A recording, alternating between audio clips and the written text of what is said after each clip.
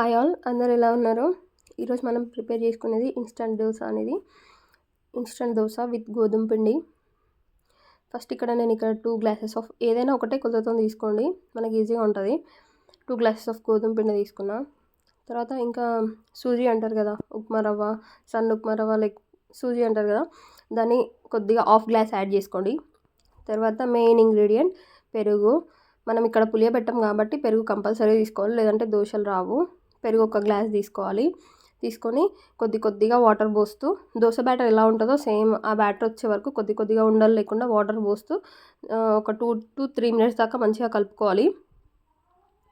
కలిపాక ఇలా మంచిగా స్టిర్ చేస్తే పిండి అనేది తొందరగా మంచిగా పులిసినట్టు అవుతుంది. ఇలా చేసిన మిశ్రమాన్ని మొత్తం ఖచ్చితంగా ఒక 10 minutes పక్కకు పెట్టండి. అంతకంటే ఎక్కువైతే పెట్టకండి. 10 minutes పక్కకు పెట్టిన తర్వాతకి ఓపెన్ చేసి చూసి అందులో మీరు ఎప్పుడైతే దోశలు వేసుకుంటాం అనుకుంటారో అప్పుడే బేకింగ్ సోడా యాడ్ చేయండి. బేకింగ్ సోడా యాడ్ చేసి మళ్ళీ ఒక 2 minutes పాటు కలపండి. వంట సోడా వేసాక ఇందులో ఎక్కువసేపు ఉంచకండి, అంటే పిండిని అలాగే పులియబెట్టకండి. వంట సోడా వేసిన తర్వాతకి దోశలు అనేవి అంత బాగా రావు. వెంబటే వేసుకోండి. మీరు ఎప్పుడైతే దోశలు వేసుకోవాలనుకుంటారో అప్పుడు మాత్రమే వంట సోడా వేసి కలపండి.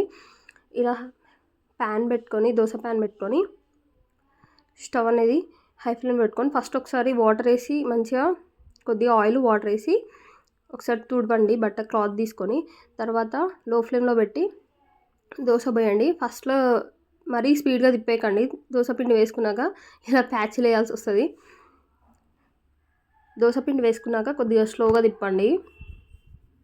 తర్వాత అది కాలుతున్నప్పుడే చుట్టూ ఆయిల్ ఇంకా పైన ఆయిల్ వేసుకోండి. ఇప్పుడు మీడియం ఫ్లేమ్లో పెట్టుకొని ఇటు సైడ్ ఇంకొక సైడ్ మంచిగా కాల్చుకోండి. చూసారు కదా, ఇవి గోధుమ పిండి ఇన్స్టెంట్ దోశలు అంటే ఎవరైనా నమ్ముతారా? దోశలు ఎంత మంచి కలర్ అలా వచ్చాయో. ఇలా 2 sides కాల్చుకొని పక్కకు తీసుకోండి.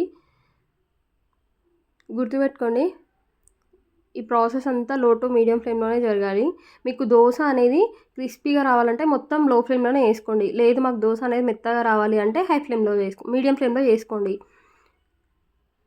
సో దోశ అనేది ఎలా క్రిస్పీగా రావాలా మెత్తగా రావాలనేది మన కాల్చే విధానంలో, మనం మంట పెట్టే విధానంలో ఉంటుందండి. చూసారు కదా ఎంత బాగా వస్తున్నాయో.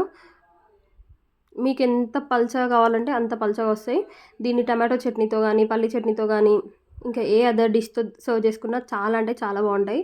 ఇవి దోశలు కాదు అంటే అసలు ఎవరు నమ్మరు. పిండి పులియబెట్టాల్సిన అవసరం లేదు, మాకు అంత టైం లేదు అనుకున్నప్పుడు ఇలా చేసుకొని ట్రై చేసి కామెంట్ చేయండి. నన్ను ఇలాగే సపోర్ట్ చేస్తున్నందుకు thanks. Subscribe to my channel.